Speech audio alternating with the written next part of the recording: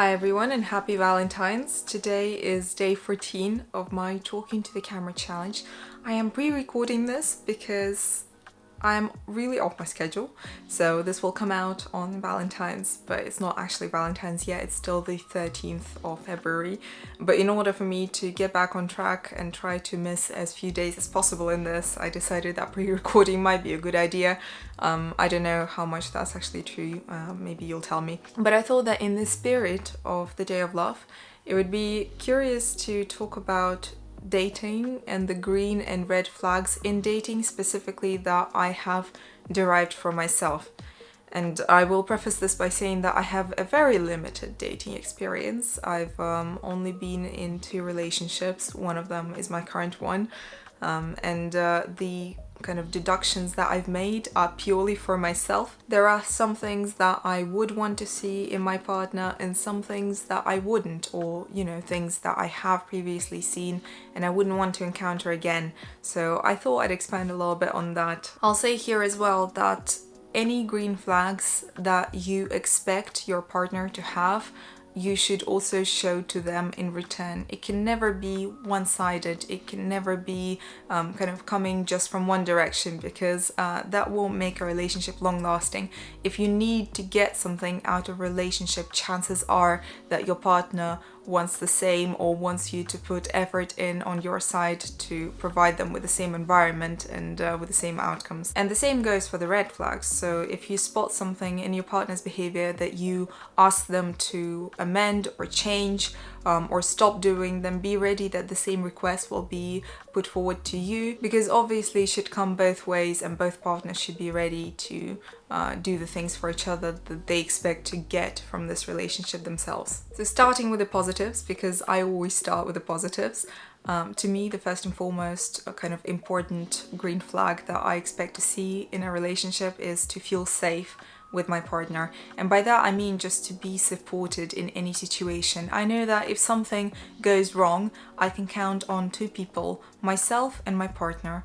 Because if I don't feel like they've got my back, if I don't feel safe with them in any situation, then I will always be in the state of this kind of nervous, anxious energy in me that I won't necessarily be able to control, and I need to know that I can relax and feel calm and safe when my partner is here. You know this feeling when you are on your own in a space that's familiar to you and that's home to you, and the feeling of total calm.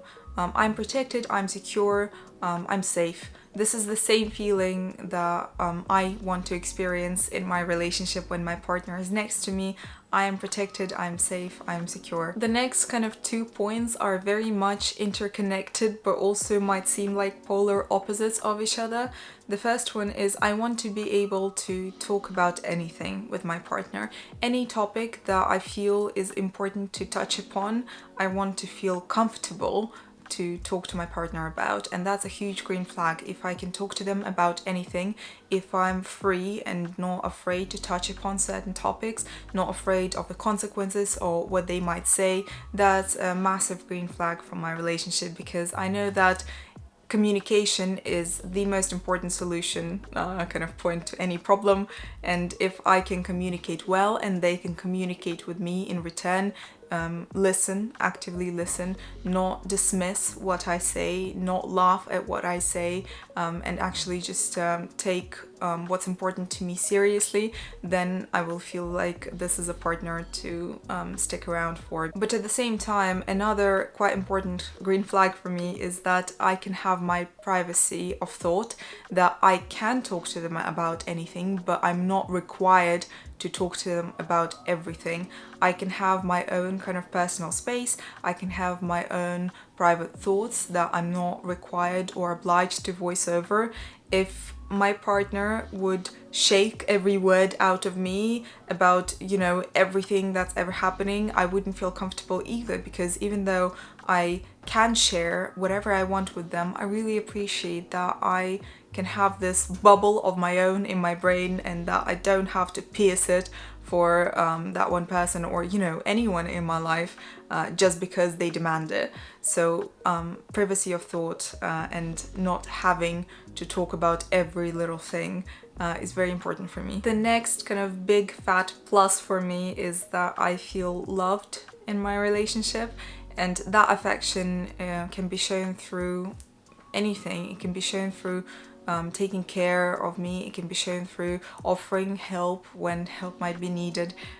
It can be shown through affection like hugs and cuddling and all of that stuff. If I feel that love, if I feel that emotional connection between the two of us, that's definitely something to stick around for and to really cherish, because it's very rare that this connection can be genuine. I feel like this genuine connection, romantic connection that we form with somebody, we can't really form it with anyone. You should be really lucky to meet a person that you want to show love to and that shows love back to you in return. So this kind of emotional connection, feeling loved and giving love back, is a really important green flag for any relationship. And another kind of big positive for me in a relationship is if I can plan for the future together with my partner, because that usually means that you have aligned kind of plans for the future. For example, for me, it's the desire to settle down, to have a family one day,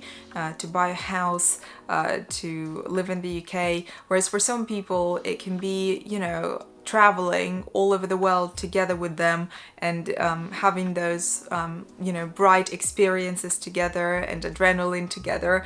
Whatever it is that your life plans are, if they are aligned with those of your partner, it's usually a really positive indicator that the relationship is going to work out for the long term. The red flags that I'm moving on to can seem very obvious to some people, but I managed to experience them personally, so I feel like I'll touch upon them anyway, because even if they are obvious, there might be people who haven't encountered them, and when they do, they might not necessarily know what it is. The first big no for me is gaslighting. It's when I experience a certain emotion, especially negative emotion, if I'm upset, if I'm angry, and I'm being told that this is something that you made up in your head, this is not really worth such an emotional reaction from you.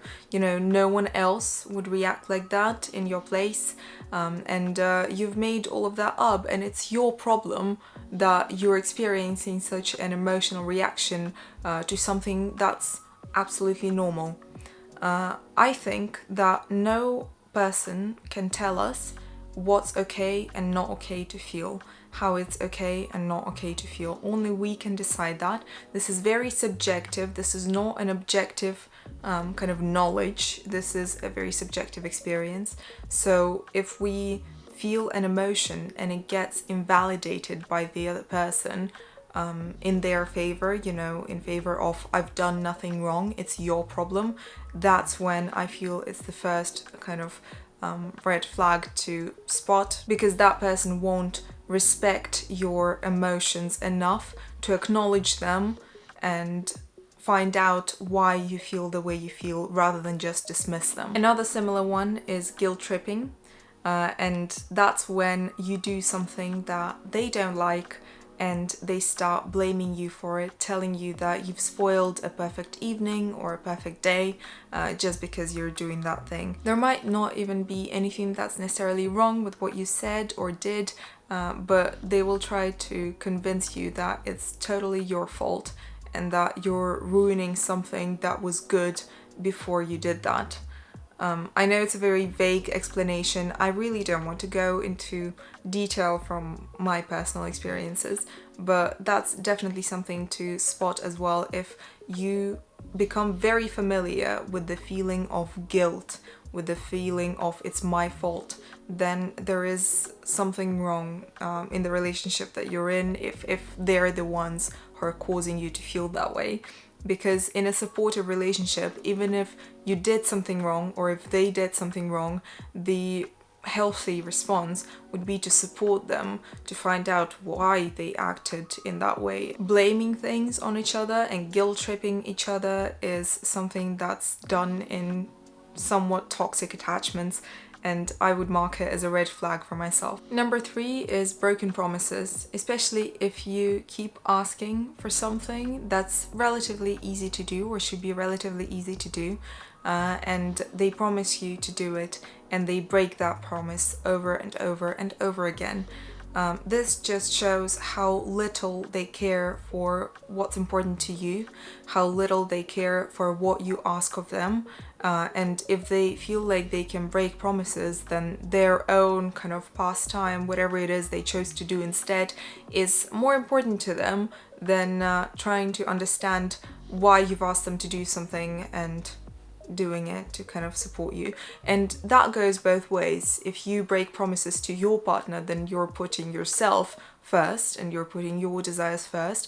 That's not necessarily wrong, but I wouldn't promise something if I knew that I don't intend to keep that promise. So it's okay to put yourself first, but if you gave a promise to someone, I feel like the priority should be to value that promise. And if you or your partner doesn't, then there is no kind of respect that's supposed to be in the relationship, and that's definitely a red flag, because a relationship that's not based on respect is very easy to crumble. Another big no-no for me is emotional volatility, and that's when one day they love you, adore you, and everything's perfect, and you're their best friend and partner and the love of their life, and the other day you're either getting ignored, so you're getting a cold shoulder or boycotted, or worse than that, if you're getting an angry reaction for something minor, if you're getting a very kind of hostile attitude, if you're sensing a very hostile attitude towards yourself, and that goes in waves like this, and you can't seem to spot the pattern, you don't know what to expect from them, that's definitely a red flag, because that's a form of manipulation, that's a form of making your partner really crave that approval and that love from you, because in any moment it can be gone. In any moment this positive attitude and love and care will just disappear into thin air, and you don't know when that's going to happen. So you become really, really addicted to those moments when your partner is being nice to you and you start craving it more. I feel like a lot of people do that without even realizing that that's an emotional manipulation. That's just a way for them to feel better in that relationship at the expense of their partner. So if you spot something like that, as I spotted it sometime, it's definitely something to think about. And the especially big one for me is if at the beginning of the relationship, I look at my partner and I think I will fix them. If I see something that's wrong with them already, if I see red flags already, if something is really not aligned between me and my partner, and I look at that and I think, oh, it will get better, I will be able to get through to them, I will be able to fix them. I've come to a realization, maybe a little bit too late for my 25 years, but nonetheless, that people are not pieces of clay. You can't mold them, you can't shape them into something you like. What you see is most likely what you will get, but even more likely that what you see is the best of what you're gonna get, that it might become worse and worse and worse, because especially at the beginning, all of us have this tendency to only want to show the good bits. So if you already see something that you don't like in your partner and you think, oh, I'll be able to fix that, you won't. No one will. Only they are able to fix that in themselves, but they have to have the genuine motivation to do so, and no one except for themselves is able to provide that motivation to them or to fix them for them. So if there are any red flags that you see, or there are crucial differences between what you want from life, don't think that this is fixable on your side, because however much you want to try and fix them, I don't think that that's just something that we're capable of, fixing other people. So this is it. These are my green and red flags in relationships, new ones as well as very mature ones. I feel like I've said some really obvious stuff, and maybe I have. I'm glad I had those experiences, and I'm glad that they led me to the person that I'm with right now. Happy Valentine's Day. I hope that you spend it with your loved ones. Thank you so much for listening, and I will see you in the next one. Bye.